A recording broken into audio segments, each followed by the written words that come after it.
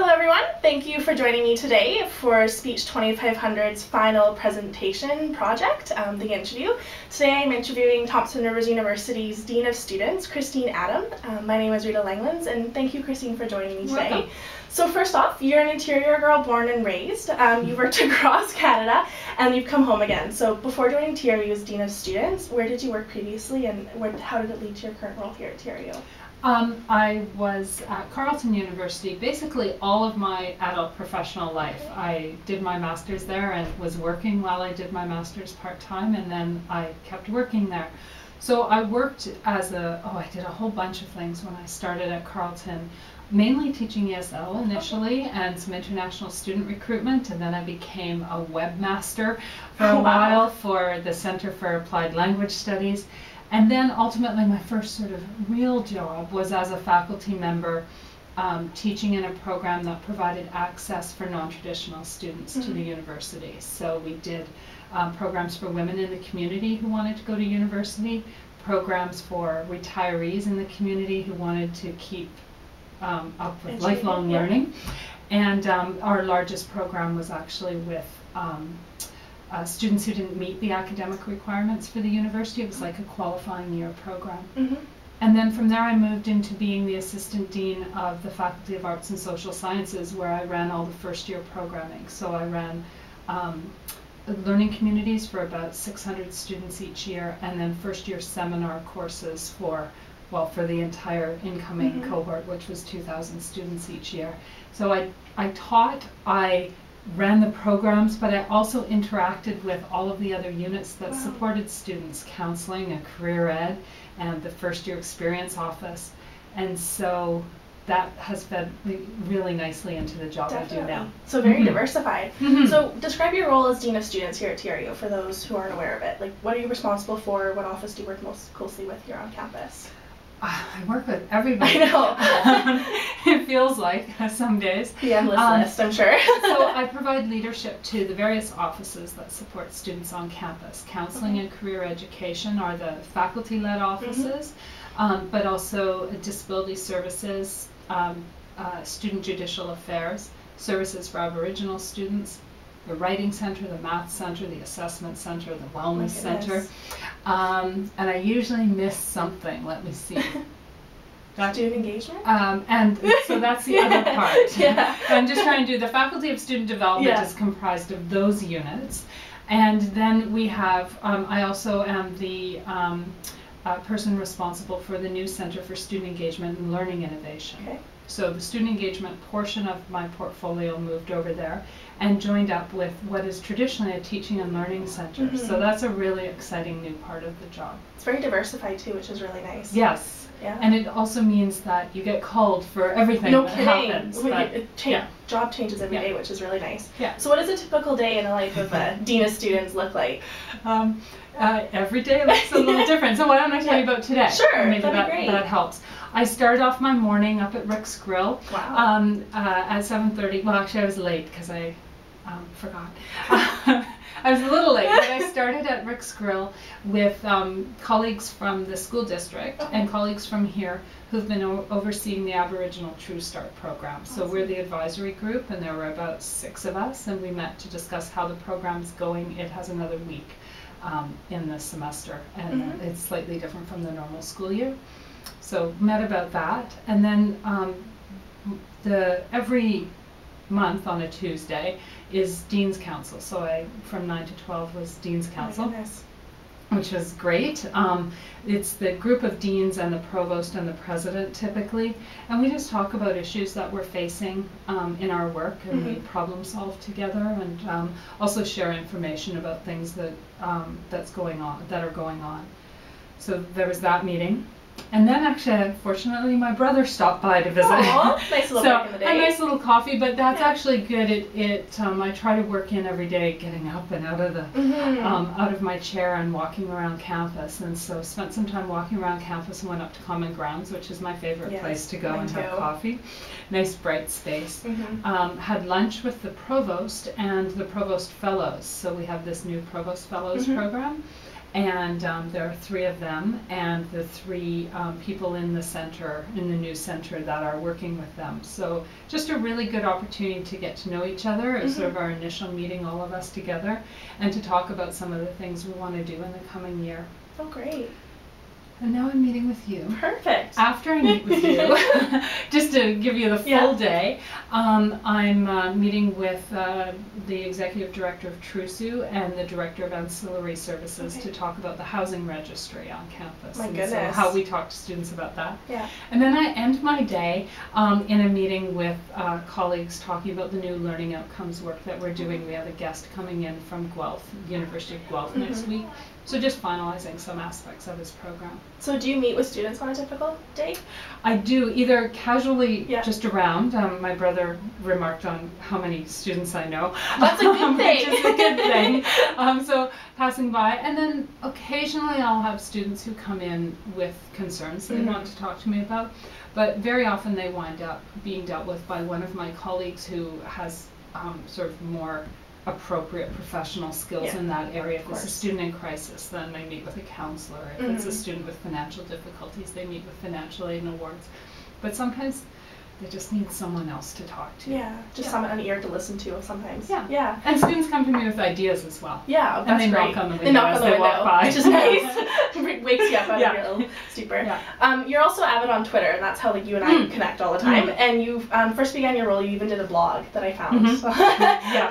Which was really, really cool. Yeah. So do you believe that social media is kind of the way to connect with students? Do you think that's like the number one way to like engage them and really start a conversation with them is through social media, like Twitter and Facebook and blogs? I think it is right now. I think part of my job is to try to keep up with you guys. Yeah. And so I started the blog. I found it a bit onerous and to sit down and write something that lengthy, so Twitter's fit in really nicely. Definitely. When I first came, I opened up my Facebook and started connecting with people on Facebook, and then I felt like I needed to separate my private life from my personal life. So I won't add students on Facebook, but I still like all sorts of TRU things, so it helps me to stay on top of those things. But Twitter's the main way I find that I send out messages right now, and also just follow interesting things that are going on in the country in post-secondary. But I know that may change too. Yes. So, you know, I had colleagues who said to me the other day, "What, Twitter? Like, now we're all supposed to switch to that?" And I said, "Well, you know, 10 years ago." Well, in MySpace, I guess, 10 years ago. But 10 years ago, you were having to shift to emailing your students from, you know, other forms of communication. So we're constantly having to shift, and it's, I think, one of those instances where staff and faculty feel like they're behind. You know, we're trying to keep up with the students, and we just want to communicate really well. Yeah. It's interesting because I just joined Twitter. I joined it 2 years ago, but I didn't start avidly using it until last summer. I did too. Yeah, so I just kind of like started getting a feel for it when I got the position. But in Speech 2500, we're actually using Google+. That's basically our entire course is based around that, which is really cool. So I don't see too much of a transition into Google+ right now, just because from the response from my classmates, we're all kind of like, don't really know what to do, and we're kind of just feeling our way out. But Twitter is a great way because it's short and to the point, which seems to be our whole generation is about that. So in your opinion, what do you think TRU students consider most important for a university today, having talked to them and tweeting them? And I think it comes from what I see, meaningfulness, that what you're studying means something, whether it's for a future job prospect or whether it's for connecting with better with your family. I think some people go into certain fields like perhaps social work and because they want to provide meaning to their community and they want to contribute in that way. And so I think that, or they're studying animal health technology because they have a love of animals and that brings meaning to their life. So I think it's meaningfulness if I wanted to sort of cast it about generically. But perhaps if I were to ask students individually or in the conversations I have with them, it gets expressed a little bit differently than that. Actually, that's a really nice way of putting it together because everyone's kind of looking for the end goal and why we're here and what we're studying for. So along the same lines, do you think the future students will be looking for the same meaningfulness in their studies, or do you think they're going to be looking for something different? I don't know. Mm-hmm. You know, there's we had a conversation about it at Dean's Council today. If you look in the media and you look at columnists like Margaret Wente and others who are really focusing on what universities are doing, I don't know how much that's driven by a knowledge that the students that are coming are different and will have different needs, or whether in general in society we're looking at universities differently, and so students will come with different goals for their learning because society is looking at the university different. I know I'm not really answering your question probably very satisfactorily, but I guess what I'm trying to say is that I don't know, and I think it's our job to be responsive and to be paying attention rather than to impose goals on students as they come in. No, that's awesome, and that I think what a lot of students are looking for is kind of breaking out of those four walls of the typical classroom now, which is really exciting. It's also a little bit scary because you can't plan too far into the future, but it's very exciting as well. It makes it tough for us. Yeah. It makes us do our work. Yeah. So focusing in specifically on student engagement, where do you see that going in 5 years from now at TRU? I see it going in and out of the classroom almost seamlessly. So I've said this before. I think a lot of times we've talked about there being two sides of the house. There's the academic side of the house, and then the student services or student engagement side of the house, or student life, campus life. And I think there's been a great deal of growth in this campus life student services side that recognizes that it's part of the academic mission, and that if students feel connected and they feel welcome and they feel supported, they do well in their courses. But I think in recognizing that, the student affairs professionals have realized that they have to make arguments that make sense to academics, and so they have to do research on what they do and the meaningfulness of what they do and the impact of what they do. And I think that that's gone a long ways in the last 10 years, perhaps in Canada, and much longer in the US. We're always a little bit delayed in how we pick things up here. But so going forward over 5 years, I think that conversation back and forth will get clearer, and the value that there's great value to the student affairs side from the academic side. And actually the provost fellows are a great example of that, where our provost fellow for student engagement, Mohammed Mabobi, will provide really good research insights and grounding for our student engagement team. It's really neat. And I think in many institutions in the past, and even now at some institutions, that access to a faculty member from someone who organizes a leadership program or runs an orientation event would be almost unheard of. So it's something that's really neat about TRU.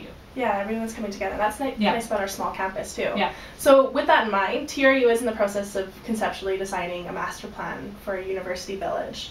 So I know, and I went to their first open house in February, which was really cool to see, and they're really considering retail and more living spaces and just kind of growing our campus, and also with regards to the density and also growing out geographically. What aspects of TRU do you think will be needed to enhance the student engagement on campus? So whether if it's like outdoor learning areas or retail, that sort of thing. Yeah. Some outdoor learning areas I think would be really great. Just having people on campus. So I hear probably more than I should be on weekends. And I think most students are too. Saturdays, Tim Hortons is open, and on Sundays it's not, right, in the House of Learning. It's sort of an if you build it, they will come type of thing. And there are some campuses that do that really well, where they're places where students just sort of are all the time, and others where they're more of a 9 to 5, Monday to Friday. I hope that we transition that way.